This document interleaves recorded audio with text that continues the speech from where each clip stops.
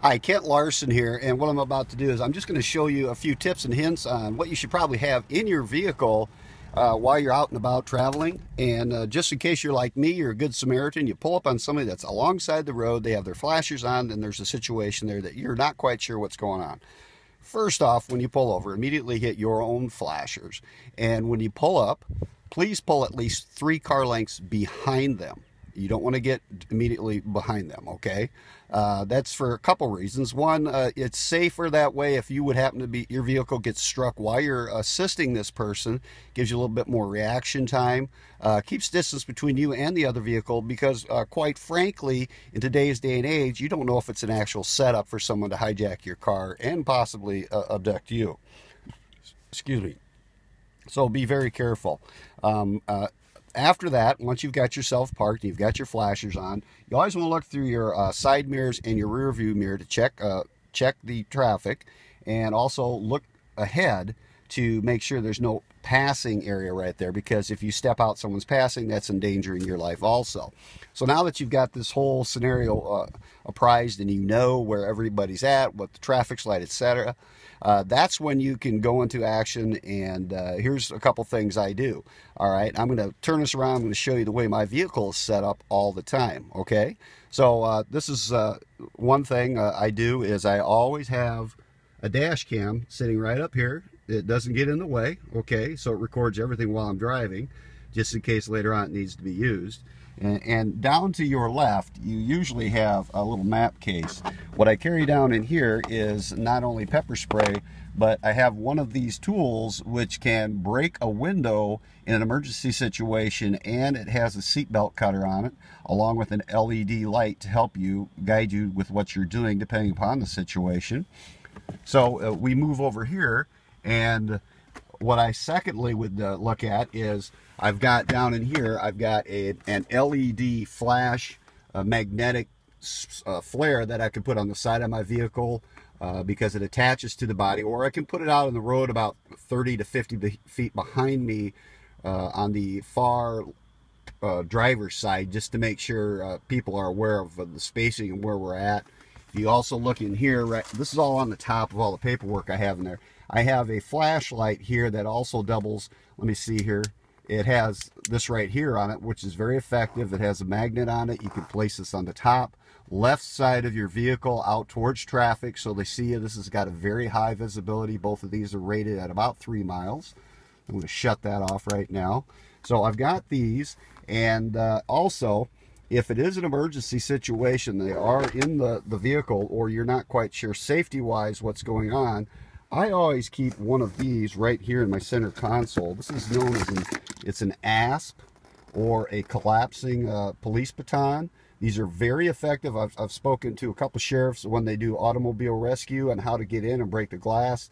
The sheriff in Ada County told me that they found this to be the most effective when they actually go in the field and try to break glass. You beat on it with this ASP a few times, the window will open. It's also a great self-defense mechanism. So if over here the window breaker and the seatbelt strap cutter won't work, you always have this as a backup right away to get in. Also with this, if it does turn out where it's a self-defense situation for yourself, and it is somebody that's trying to abduct you or take your vehicle, you've got this available. Now, what we do then is once we step out of the vehicle and we've done walking up on them, we've carried both of these with us. Okay.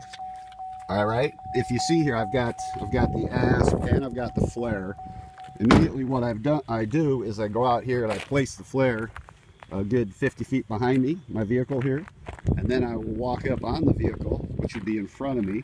I have my ASP with me. They obviously would not know what it is, and that way if I have to break a window or something, I can do it. Now, once you find out what the situation is, if they're waiting for a flat tire, etc., then you can do what's next. Now, what I also do in my vehicle in the back, let me just open this up. I actually have a few goodies back here, and let me hit my trunk button. So we all have some room in the back of our vehicles. It doesn't take up a whole lot of space to do this. As you can see, I've got mine pretty clear here. I don't really have anything in the back. So let me just show you this real quick. Sorry about the weird angles, but you may have a spot here where you can put things. What I've got in the back seat right here is a couple of, there's an emergency kit that's down inside there. Okay, I've got an emergency kit down in there. And then if we go over here, that's an emergency roadside kit and a medical kit. Then down in here, I carry my flashers. I've got a couple more extra flashers that I can either place on my vehicle or put out on the road. So it's all very accessible. It's right there, and it's easy to get to.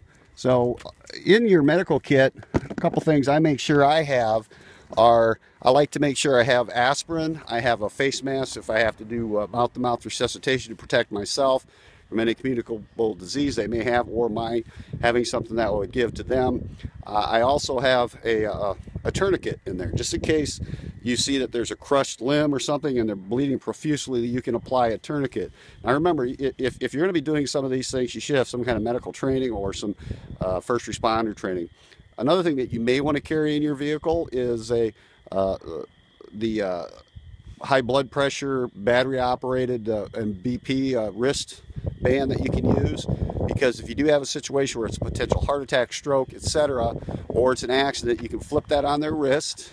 Okay, put it on their wrist, and when the emergency service personnel show up, you'll have some statistics for them.